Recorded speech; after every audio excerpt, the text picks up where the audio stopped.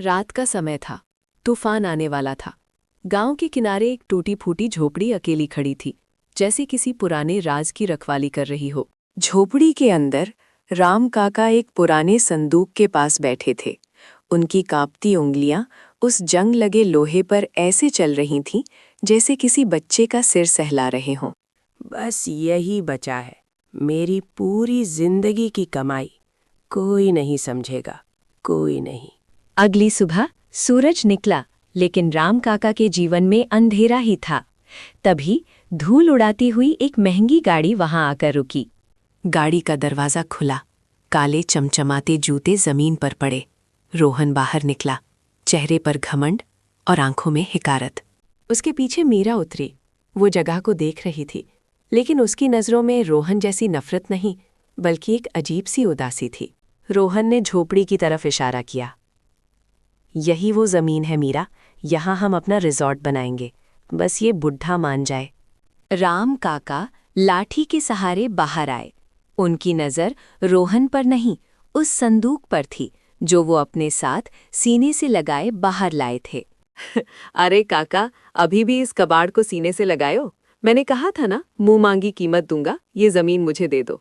नहीं बाबूजी, ये ज़मीन बिकाऊ नहीं है, और ना ही मेरी यादें।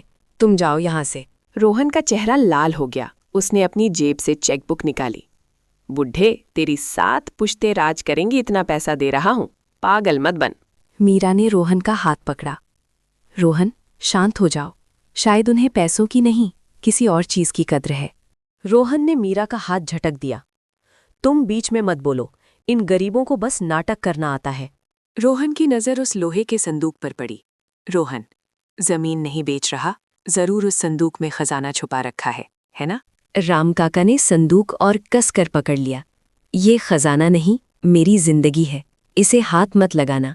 रोहन आगे बढ़ा। उसने जबरदस्ती संदूक छीनने की कोशिश की। दिखा मुझे, इसमें सोने के सिक्के हैं या जेवर? तनावपूर्ण संगीत। दोनों के बीच खींचतान हुई। राम काका बूढ़े थे, वो रोहन की ताकत का सामना नहीं कर पाए। अचानक धक्का लगा और राम काका जमीन पर गिर पड़े। आह! उनके मुंह से दर्द भरी चीख निकली। मीरा चिल्लाई, रोहन, ये क्या कर रहे हो? वो दौड़कर राम काका के पास गई।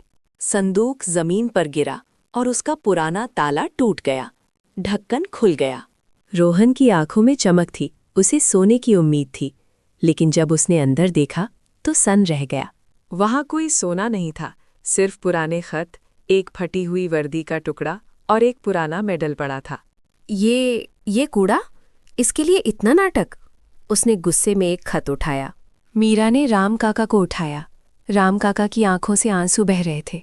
राम काका, मत पढ़ो उसे, वो मेरे मालिक की अमानत है। रोहन ने खत पर लिखा नाम पढ़ा। उसके हाथ कांपने लगे। मेजर विक्रम सिंह? रोहन की आवाज लड़खड़ाई। ये तो मेरे दादाजी का नाम है। सन्नाटा। हवा भी जैसे रुक गई। रोहन ने खत खोला और पढ़ना शुरू किया। रोहन पढ़ते हुए, प्यारे रामू, आज मैं जिंदा हूं तो सिर्फ तुम्हारी वजह से। बंकर में जब बम गिरा तो तुमने अपनी परवाह नहीं की। तुमने अपनी टांग खो दी ताकि मैं अपने परिवार के पास वापस जा सकूं। मैं तुम्हारा कर्ज कभी नहीं चुका पाऊंगा। रोहन ने बॉक्स में देखा। वो मेडल, वो वीरता पुरस्कार था जो दादाजी को मिला था, लेकिन उन्होंने राम काका को दे दिया था।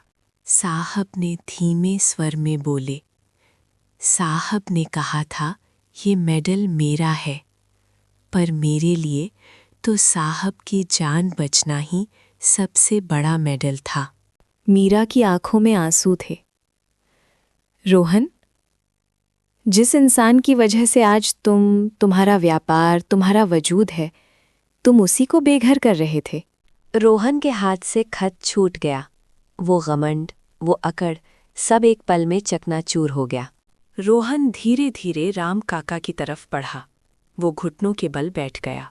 रोहन ने राम काका के पैर पकड़ लिए, रोते हुए, मुझे माफ़ कर दो काका, मुझे माफ़ कर दो, मैं अंधा हो गया था।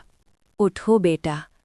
विक्रम साहब की आंखों में भी यही पछतावा था। तुम उनकी परछाई हो। मीरा ने नीचे झुककर वो मेडल उठाया और साफ किया। उसने वो मेडल रोहन को दिया। रोहन ने मेडल राम काका के कुर्ते पर लगा दिया। ये आपका ही है काका, और ये ज़मीन भी।